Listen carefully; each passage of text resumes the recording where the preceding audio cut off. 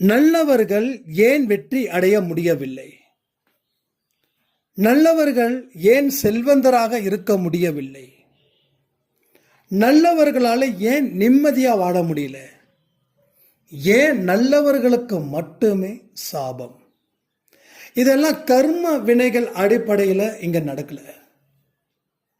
அது வாழ்க்கையில் ஒரு பகுதி. இது மாதிரி வாழ்க்கையில் 8-10 பகுதி இருக்குது.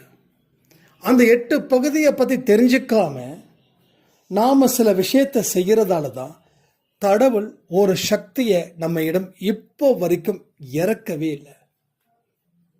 இந்த பதிவை தொடர்ந்து 3 நாள் கேட்கணும்.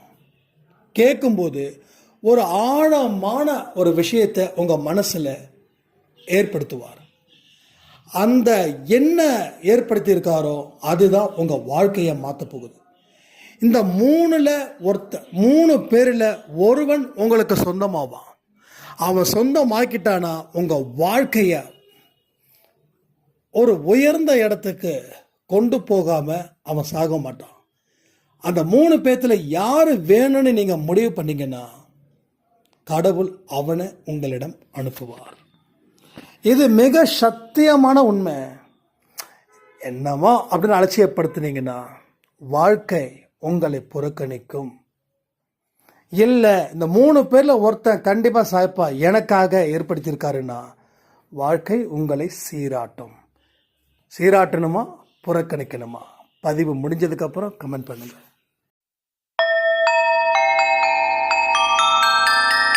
ஓம் சாயிரா சாயிரா, ஓம் சாயிரா சாயிரா, ஓம் சாயிரா சாயிரா, அன்பே சாயிரா, பேரன்பே சாயிரா, அகிலம் தளிக்க ஆத்மா விழிக்க அனுதினம் சாயிரா, எங்கள் அன்பே சாயிரா.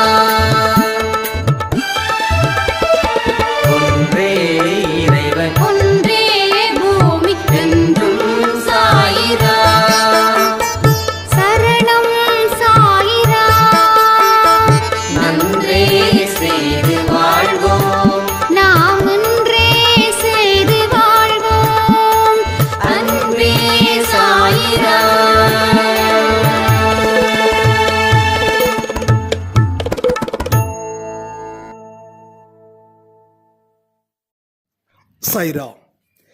என் உயிரின் உயிரானவர்களே, நேற்று இரவு ஒரு அருமையான பதிவு நாம் கொடுத்துருந்தோம். அதில் சாய்பாவோட அன்பை பற்றி நம்ம பேசியிருந்தோம். அதனுடைய தாக்கத்தை நான் உணர்ந்தேன் அப்படின்னு ஒரு சாய்ராம் கமெண்ட் பண்ணியிருந்தாங்க. ஒரு பெரிய மாற்றத்துக்கு சாயப்பா நம்மளை தயார் செய்கிறாருன்னு நீங்கள் பதிவில் சொல்லியிருந்தீங்க, நான் நம்பினேன். ஆனால் நேற்று கொடுத்த பதிவு உணர்வு பூர்வமாக என்ன நினச்சது. அவர் நம்ம மேலே வச்சிருக்கக்கூடிய அன்பு மெய் சிலிர்க்க வச்சது. ஒவ்வொரு மனுஷனும் கடவுள்கிட்ட நெருங்கணும்னு ஆசைப்படுறான். ஆனால் கடவுளோ மனுஷங்க கிட்ட நெருங்கணும்னு ஆசைப்படுறாருன்னு அதை நினைக்கும் போதே என் உடம்பு மெய் சிலிர்த்துச்சு. இந்த பதிவு நிச்சயமாக எல்லோருக்கிட்டையும் இருந்துச்சுன்னா, யார் எந்தெந்த கடவுளை வணங்குறாங்களோ அந்த கடவுள் தன்னுடைய பக்தர்களாக நினைக்காம தன்னுடைய சொந்த குழந்தைங்களா நினைச்சு பாவிச்சு ஒரு மிகப்பெரிய ஒரு அவேர்னஸை அந்த பதிவை ஏற்படுத்தும் அப்படின்னு சொல்லியிருந்தாங்க. உண்மையிலே சொல்கிறேன், அந்த பதிவை நான் பேசவே நான் எங்கேயோ போயிட்டேன். என் கண்களுக்கு முன்னாடி சாயப்பாவை காட்சி அளித்த தருணம் அது. எப்பயுமே எனக்குள்ள ஒரு ஃபீல் இருக்குங்க. உட்காந்து கேட்குறாரு, பார்த்து பேசு அப்படின்னு. எங்கேயாவது உட்காந்துட்டு இருப்பார். இந்த இப்போ உட்காந்துருக்கு, இப்போ நான் பேசிகிட்டு இருக்கேன், இங்கே சமையல் ரூம் இருக்குது, ஸ்லாப் இருக்குது, ஸ்லாபில் உட்காந்துட்டு இருக்கார் ஸ்டைலாக. ஒழுங்காக பேசுடா, நான் சொல்ல வந்ததை பேசுடா, நான் உங்ககிட்ட என்ன சொல்ல வந்தேனோ அதை பேசு அப்படின்ற மாதிரிலாம் சம்டைம்ஸ் நம்மளை கலாய்க்கிற மாதிரியும் கிண்டல் பண்ணுற மாதிரியும், இன்னும் சில நேரத்தில் தண்டிக்கிற மாதிரியும், இன்னும் சில நேரத்தில் அப்படியே பக்கத்தில் அன்பு செலுத்திட்டு போகிற மாதிரியும். ஸோ இது மாதிரி பல விஷயங்கள் இங்கே நடக்குது. பல பல அற்புத சக்திகள் நடப்பதற்கு காரணமா இந்த விஷயங்கள் நடந்துக்கிட்டு இருக்குது. ஒரு விஷயம் உங்களுக்கு நடந்தாதான் அந்த அற்புதம் நடக்கும், அதிசயம் நடக்கும், ஒரு மிகப்பெரிய வல்லமை இறங்கும் அப்படின்னு சொல்லியிருப்பாங்க, கேள்விப்பட்டிருப்பீங்க. மோஸ்ட்லி இந்த கிறிஸ்டியன்ஸ் கம்யூனிட்டியில் இருக்கிறவங்க வல்லமை இறங்கட்டும் சொல்லுவாங்க. அதே விவேகானந்தர் சொல்லுவாங்க, உனக்குள்ளே இருக்கக்கூடிய மிகப்பெரிய அசாத்திய திறமை உனக்குள்ளே இருக்கு, உனக்குள்ள ஒரு வல்லவன் இருக்கான், நல்லவன் இருக்கிறான், திறமையானவன் இருக்கான், அவனே உனக்கு தேவையான அத்தனை உதவிகளையும் செய்பவன். இது விவேகானந்தருடைய வெர்ஷன். அதே சாய்பாடா வெர்ஷன் என்ன தெரியுமா? உனக்குள்ள நான் இருக்க, உன்னை எப்படி ஆட்டு வைக்கணுமோ அப்படி நான் ஆட்டு வைக்கிறேன், பி ரிலாக்ஸ்ட். உனக்கு எதிர்த்த மாதிரி 1000 தடை இல்லை, லட்சம், கோடி, எவ்வளோ வேணாலும் இருக்கட்டும், உன் பயணத்தை மட்டும் எந்த தடை வந்தாலும் அதை நிறுத்தவே நிறுத்தாத. நல்லா புரிஞ்சுக்கோ, 6லும் சாவு, 60லும் சாவு. ஏன் இதை நான் சொல்றேன்னா, மோஸ்ட் ஆஃப் த பீப்புள்ஸ் பயப்படுறது கடைசி என்ன நடக்குமோ அது உறுதிப்படுத்தப்பட்டது, அது உறுதி ஆயிடுச்சு. பிறந்தா இறக்கணும் தெரியாதா? சாயப்பா மகான் தெய்வம், அவரே பிறந்தாரு இறந்தார். எல்லாத்துக்கும் அந்த தத்துவம் பொருந்தும், எல்லாத்துக்கும் அந்த நீதியும் பொருந்தும். அப்போ வாழக்கூடிய வாழ்க்கையில நீ எப்படிப்பட்ட வாழ்க்கைய வாடுற? நீ மோசமான ஒரு வாழ்க்கைய வாழ்றியா, இல்ல நல்லவனா வாழ்றியா, இல்ல நல்லவனாகவும் வல்லவனாகவும் வாழுறியா? இந்த மோசமான வாழ்க்கைய வாழ்றதையும் வெறுக்கிறேங்க, அடியோடு வெறுக்கிறேன். இது எல்லா மனுஷனும் வெறுக்கிறது. நல்லவனா வாழக்கூடிய வாழ்க்கையை இன்னமும் நான் வெறுக்கிறேன். உடனே கேட்கலாம், நல்லவனா வாழக்கூடிய வாழ்க்கையை வெறுக்கிறீங்களா? உங்களை நீங்க பேசுறதெல்லாம் பார்த்தா அப்படின்ற மாதிரி உங்களுக்கு கேள்விகள் வரும். மோசமான வாழக்கூடிய வாழ்க்கையை நான் வெறுக்கிறேன், நல்லவனா வாழக்கூடிய வாழ்க்கையும் நான் சந்தோஷ் அப்படின்றவனுடைய தனிப்பட்ட முறையில் வெறுக்கிறேன். ஆனா மூணாவது ஒரு வாழ்க்கை, அந்த வாழ்க்கை என்ன தெரியுமா? நல்லவனா பிளஸ் வல்லவனா வாழு. இன்னைக்கு நல்லவன் சொல்றவன் எல்லாம் வாழ்க்கையில சிரிக்கிறானா? சொல்லுங்க, வாழ்க்கையில சிரிக்கிறானா? வாழ்க்கையில சந்தோஷத்தை அனுபவிக்கிறானா? நல்லவனா இருக்கிறவன் அத்தனையும் ஏமாந்தவனா நிற்கிறான், அத்தனையும் பறிகொடுத்து நிற்கிறான், அத்தனையும் இழந்து ஒன்றும் இல்லாம நடு தெருவில் அனாதையா நிற்கிறான். இவன் நல்லவன். கடவுள் அவனுக்கு நல்லவனா இருக்க மட்டும்தான் கற்றுக் கொடுத்தாரா? ஏன் இன்னொரு போர்ஷனுக்கு போகவே இல்லை? ஒரு வீடு அப்படின்னா பெட்ரூம் இருக்கும், ஹால் இருக்கும், கிச்சன் ரூம் இருக்கும், பாத்ரூம் இருக்கும். அப்போ அந்த வீட்டில் ஹாலில் மட்டும்தான் யூஸ் பண்ணோம்னா அப்போ சாப்பிட்றது எங்கே சாப்பிடுவோம்? டாய்லெட் போகிறது எங்கே போவோம்? அப்போது ஹாலுன்றது ஒரு போர்ஷன், அதை தாண்டினவுடனே கிச்சன்றது ஒரு போர்ஷன். ஹாலில் நம்ம சும்மா ஜாலியாக 4 பேர் பேசலாம், யாரும் கெஸ்ட்டுங்க வந்தால் பேசலாம், யோகா பண்ணலாம், மெடிடேஷன் பண்ணலாம், ஏதோ டிவி பார்க்கலாம், சம்திங். கிச்சன் அப்படின்னா சாப்பிட்றோம், பெட்ரூமு தூங்குகிறோம், டாய்லெட்டில் காலை கடன் போகிறது வருது. அதுக்கு அப்போ ஒரே பொசிஷனில் குடும்பம் நடத்த முடியாது. எல்லாம் அந்த வீட்டில் என்னென்ன இருக்குதோ அது அது அங்கங்கே இருக்கணும். டாய்லெட்டில் வந்து நம்ம சுட சுட தோசை சாப்பிட முடியும், சர்க்கரை பொங்கல் சாப்பிட முடியும், சொல்லும் போதே ஒரு மாதிரி ஆகுது இல்லை? டாய்லெட்டுக்கு தான், கிச்சன் ரூமுக்கு தான், ஹாலுக்கு தான். அப்போது வாழ்க்கையில் மோசமானவனும் நல்லவனும் மட்டும்தான் கண்ணுக்கு தெரியுது. அப்போ இன்னொருத்தன் இருக்கிறானே, நல்லவனாக இருக்கிறது அடிப்படை தகுதி, கூடுதலாக கடவுள் கொடுத்த தகுதியை பயன்படுத்திக்கிறது தான் வல்லவன். ஸோ வல்லவனா இரு. நீ எதுக்கு ஏமாறுற? வல்லவனா இருந்தால் நீ எதுக்கு ஏமாந்துருக்கிற? திறமையானவன் தோற்கப்படுவது இல்லை. தெரியுமா உங்களுக்கு? தெரியாதா? திறமை எங்க இருக்கோ அங்க வெற்றி இருக்கோ. ஆனா உங்களுக்கு திறமை இருந்தும் ஏன் வெற்றி அடையலைன்னா, நீங்க நல்லவன் அப்படின்ற ஒரு மோசமான அடையாளத்தில் பூந்துக்கிட்டீங்க. உண்மையே நல்லவர் தான், நல்லவன்ற அடையாளத்தில் பூந்துக்கிட்டீங்க. இப்போ நல்லவனுக்குடைய மிகப்பெரிய புலம்பல் என்ன தெரியுமா? யாருக்கும் எந்த துரோகமும் பண்ணல, ஆனால் எனக்கு மட்டும் துரோகம் நடக்குது. இப்படி பேசுகிறவர்களை பார்த்தாவே எனக்கு உண்மையில் ஆத்திரமாக வருது. நாங்கள் நம்பிக்கை துரோகம் பண்ணியிருக்கிறாங்க, இவங்களை போய் ஆத்திரம் வருதுன்னா என்ன அர்த்தம்?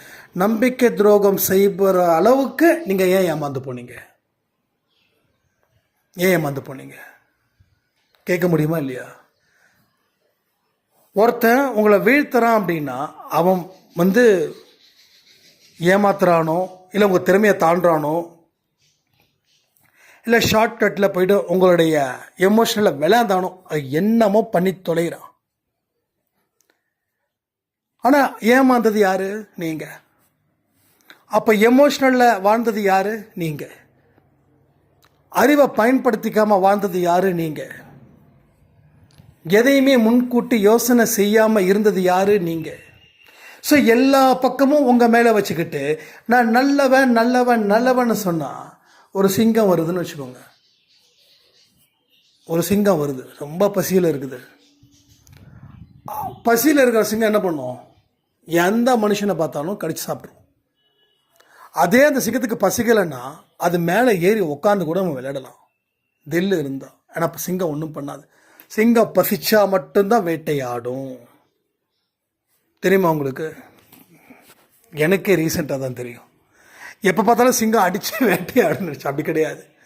பசிச்சா மட்டும்தான் வேட்டையாடும். இல்லைன்னா எல்லாமே அது கூட மேலே ஏறி உட்காந்து ஆடுங்க. சின்ன இதெல்லாம் மானாக இருக்கட்டும், அதெல்லாம் பார்த்தும்போது எனக்கு ரொம்ப ஆச்சரியமாக தான். அப்போ தான் பார்த்தா, ஆமாம் சிங்கம் இப்படி தான் பண்ணணும் போல இருக்கு அப்படின்னு நினைக்கும் போது தான் ஓகே ரைட், அதை உண்மையாச்சு.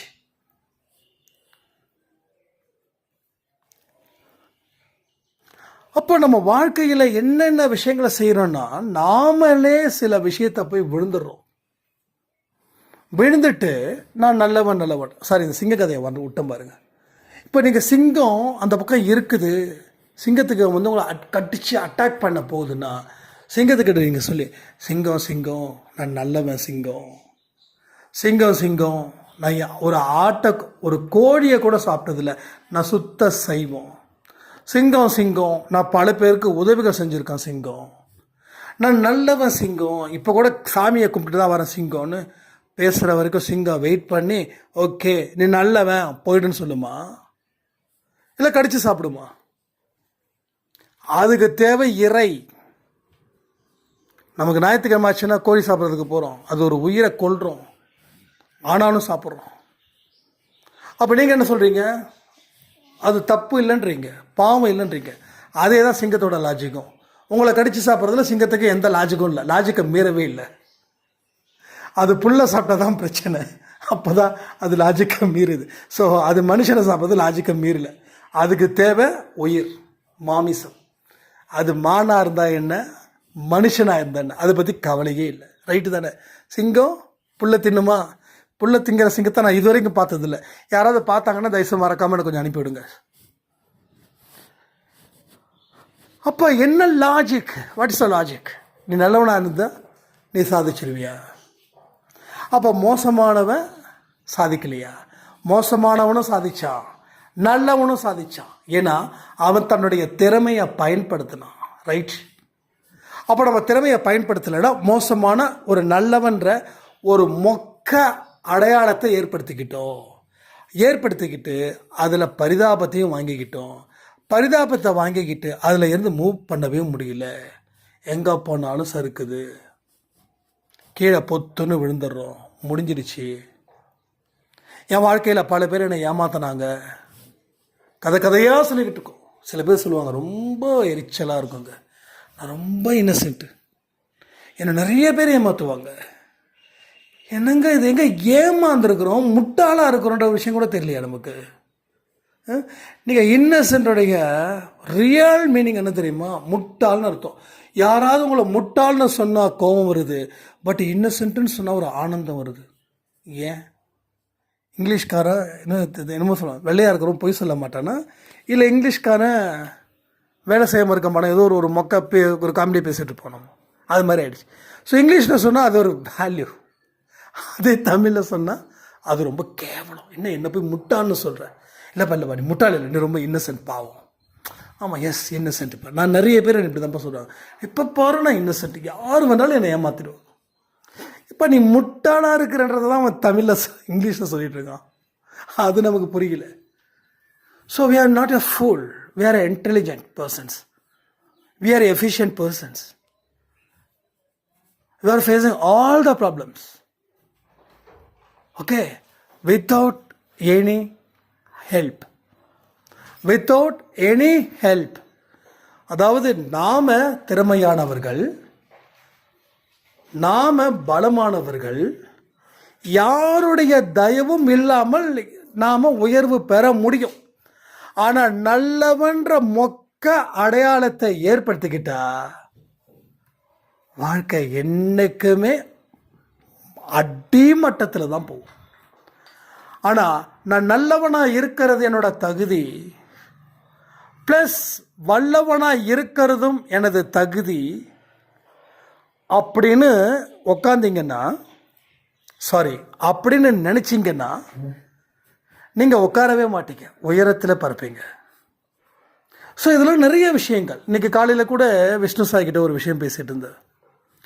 நம்மளாம் ஒரு நம்ம வீட்டை அந்த பறவை குட்டி போட்டுதுன்னு சொன்னல, அது கொஞ்சம் ரெக்கைலாம் போட்டுச்சு, ஓகே, அப்படியே அந்த பால்கனிக்குள்ளேயே ஓடியாருச்சு. திடீர்னு அதுக்கு பறக்க ஆசை வந்துடுச்சு. நான் பதிவில் சொல்லியிருக்கேன், நிறைய பேர் கேட்காம இருக்கலாம், உங்களுக்கு தெரியும்னு நினைக்கிறேன். புறா நம்ம வீட்டை ஒரு முட்டை போட்டிருக்குது அப்படின்னு ஒவ்வொன்றா நம்ம எடுத்து போட்டிருந்தோம். ஒரு இது மாதிரி நம்ம அன்பேசாயில் வாட்ஸ்அப்லலாம் அனுப்பியிருந்தோம். ஃபைனல் ஸ்டேஜில் என்னாச்சு, அந்த சின்ன புறா நம்ம ஆப்போசிட்டில் இருக்கக்கூடிய மாடியில் போயிடுச்சு. எப்படி போச்சு, எங்கே போச்சுன்னு தெரில. அன்றைக்கி நாங்கள் ஊரில் இல்லை. அடுத்த நாள் காலையில் வரோம், பார்த்தா போனவன அந்த புறாவை தான் பார்த்தா அந்த புறா இல்லை, குட்டி புறா, குழந்தை புறா. சரி பறந்துருச்சுன்னு சொல்லி காலையில் ப்ரஷ் பண்ணுற எதிர் வீட்டு மாடியில் செத்து போய் கிடக்குது. 2 காக்கா கொத்தி சாப்பிட்டுட்டு இருக்குது. அப்போ அந்த புறா என்ன பண்ணிடுச்சு, நமக்கு ஓகேன்னு சொல்லி பறந்துருச்சு. இன்னும் 1 வாரம் 2 வாரம் இருந்திருந்தா காக்காவால் சீண்ட கூட முடியாது புறாவை. அப்போ காக்கா ஏன் சீண்டுச்சு? இதே தான். இப்போ நீ நல்லவன்னு சொல்லும்போது எல்லாமே கடவுள் உனக்கு கொடுத்துருவாருன்னு நீ முடிவு பண்ண. நீ நல்லவன்றதுக்காகலாம் கடவுள் கொடுக்க மாட்டார். கடவுள் சொல்ற, டே உன்னை நல்லவனாக இருக்குது நேச்சுரல்ரா, அது நேச்சுரல். இந்த உலகத்தை தாண்டி ஒரு விஷயத்தை யோசிச்சுப்பார். நீ நல்லவனாக தான் இருக்கணும். நீ நல்லவனாக இல்லைன்னா மற்றவனுக்கு பிரச்சனை இல்லை, உனக்கு தான் பிரச்சனை. ஒருத்தனுக்கு உதவி செஞ்சால் அது உனக்கு தான், ஒருத்தனுக்கு கெடுதல் செஞ்சாலும் அது உனக்கு தான். இதை புரிஞ்சுக்காம இதை செய்யாம நீ இருக்கிற, அப்போ நீ நல்லவனாக இருக்கிறது நேச்சுரல், ப்ளஸ் வல்லவனாகவும் இருக்கணும். நீ வல்லவனாக இல்லைன்னா நான் உன்னை சபிப்பேன். ஏன்னா 6வது அறிவனுக்கு சும்மாவா கொடுத்த? ஏன் உன்னை நாயாக பிறக்க வைக்கல? ஏன் உன்னை பறவையாக பிறக்க வைக்கல? உன்னை ஏன் மனுஷனாக பிறக்க வச்ச? ஆறாவது அறிவு பயன்படுத்தாமல் நீ நல்ல ஒன்று விஷயத்தை போட்டு இல்லை நல்லவனாக வாழ்ந்து நான் கடைசியில் இப்படி இருக்கேன்னு சொல்லி போகிறவன் வரவங்கிட்ட புலம்பி நான் படைச்ச உன்னை என்ன நீ கவலைப்படுத்திட்டு இருக்கிற? இதெல்லாம் ஆகாதுன்னு எச்சரிக்கிறாரு. ஸோ இது எந்த அளவுக்கு ஆழமாக உங்கள் மனசில் கொண்டு போய் செலுத்திருக்கீங்களோ அந்த அளவுக்கு ஒரு புதிய சக்தி உங்களுக்கு பிறக்கும். நீங்கள் கேட்டது எல்லாமே ஒரு நாள் அறுவடை ஆகும், அது தெரிஞ்சுக்கோங்க. நான் கேட்குறேன், அன்பேச ஆடியோ பார்க்குறேன், பட் எனக்கு கிடைக்கல. நீங்கள் என்னைக்கு நான் கேட்குறேன் எனக்கு பெனிஃபிட்ஸ் கிடைக்கலன்னு சொல்கிறீங்களோ அன்னைக்கு அந்த பலன் நின்றுடுச்சு. நான் கேட்குறது எல்லாமே எனக்கு பலனாக மாறப்போகுதுன்னு நினச்சி கேளுங்க, பலன் பெருகும். புரியுதா? நம்ம மனசில் எதை நாம் வைக்கிறோமோ எதை நாம் எடுக்கிறோமோ அதுதான் நம்ம வாழ்க்கையை வழிகாட்டுது. அப்போ நான் இவ்வளோ தூரம் கேட்குறேன் எனக்கு எந்த பலனும் இல்லைன்னா இத்தனை நாள் வந்த 1-2 பலன்கள் கூட அது இல்லாமல் போயிடும். அதை தாண்டி ஒரு விஷயத்தை முடிவு பண்ணுங்க. என்ன தெரியுமா? நான் கேட்கக்கூடிய அத்தனையும் ஒரு நாள் பலன் கிடைக்கும், ஒரு நாள் நான் அறுவடை செய்வேன். அந்த தாட் ஆஃப் ப்ராசஸிங்கில் உங்கள் மைண்டு வேலை பார்த்துச்சுன்னா உங்கள் உடல் ஆட்டோமேட்டிக்காக வேலை பார்க்கும். உங்கள் உடல் வேலை செய்கிறதுக்கு காரணம் என்ன தெரியுமா? உங்கள் மனசு தாங்க. மனசு ஆர்டர் பண்ணாமல் உங்களுடைய உடல் எந்த இடத்துலையும் வேலை செய்யவே செய்யாது. அப்போ எதை கவனிக்கணும்? மைண்டை கவனிக்கணும். மைண்டை கவனிச்சாவே போதும், எல்லா பிரச்சனைக்கும் தீர்வுகள் இங்கே கிடைக்கும். ஸோ எல்லாத்துக்கும் அடிப்படை காரணமாக அமைவதே அந்த மைண்டு தான். அந்த மைண்டை ஒருவனாக நினச்சி பாருங்க, அது ஒரு மனிதனாக நினச்சி பாருங்க, அவனை ஒரு சேவகனாக நினச்சி பாருங்க, இல்லை அவனை குழந்தையாக நினச்சி பாருங்க, இல்லை அவனை எஜமானனா நினச்சி பாருங்க. எஜமானன் என்ன பண்ணுவான்? இஸ் அ கண்ட்ரோல் பண்ணுவான். யாரை? எம்ப்ளாயீஸை. அப்போ உங்கள் மைண்டு எஜமானனாக இருக்கட்டும். நாளைக்கு காலையில் இந்த வேலையை செய்யணும், அவன் சொல்கிறத நான் கேட்கணும் ஒன்று அப்படி நினச்சி அந்த செயல்படுத்த ஆரம்பிங்க. இல்லையா அவன் குழந்தை மாதிரி அவனுக்கு புத்திமதி சொல்லி அவனை புரிய வைக்கணும், அப்படி சொல்லி வேலை வாங்குங்க. இல்லைன்னா சேவகன் அப்படி நினச்சி வேலை, மொத்தம் 3 விதமாக நினச்சி வேலை வாங்கினீங்கன்னா எல்லாமே கரெக்டாக இருக்கும். ஒன்று எஜமானனாக நிற்கணும், இல்லை அந்த மனசு சேவகனாக மாறணும், இல்லை அந்த மனசு குழந்தையாக மாறணும். நான் என்ன எடுக்கிறேன் அப்படின்னா என்னுடைய மனசை ஒரு குழந்தையாக பார்க்குறேன், அந்த குழந்தைகிட்ட சொல்லி புரிய வைக்கிறேன். ஒவ்வொரு இடத்துலையும் இப்படிலாம் இருந்தால் எப்படி எதுவுமே பண்ணாமல் டெவலப் ஆகிட முடியுமா? வாழ்க்கையில் கஷ்டங்கள் வரதானே செய்யும், யாருக்கு தான் இல்லை? உன்னால் முடியுன்றதை ஏன் நம்பலை? இதெல்லாம் ஒரு குழந்தைக்கு சொல்கிற மாதிரி, எஜமானன் மாதிரி நான் சொல்லலை. ஆனால் உங்களுக்கு ஆர்டர் பண்ணி தான் நான் வாழ முடியும்னா உங்கள் மைண்டை எஜமானனாக மாற்றுங்க. இல்லை ஒரு டெடிக்கேஷனாக இருந்து வேலை பார்க்க முடியும், ஒரு சேவகனாக இருக்கணும்னா சேவகனாக மாறுங்க. இல்லை குழந்தை, ஏதாவது ஒன்று. எதுவுமே பண்ணாததுக்கு இந்த 3ல் ஏதாவது ஒன்று பண்ணி அது எது பெஸ்ட்டாக வருதுன்றது யோசிச்சு பாருங்க. அப்போ 3ல் ஒருவன் நிச்சயமாக வெற்றி பெற வைப்பவனாக அவன் மாறுவான். இதை நீங்கள் புரிஞ்சுக்கிட்டீங்கன்னா எல்லா விஷயமும் உங்களுக்கு புரியும்.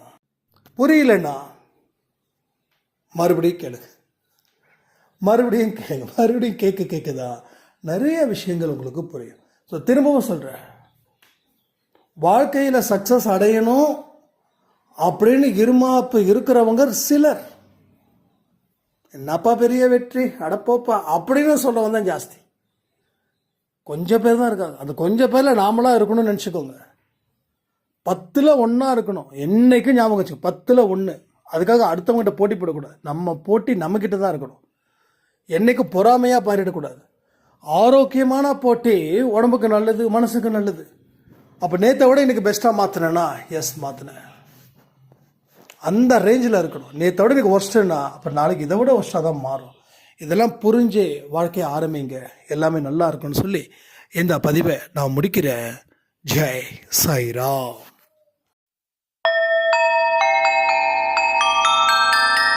ஓம் சாயிரா சாயிரா ஓம் சாயிரா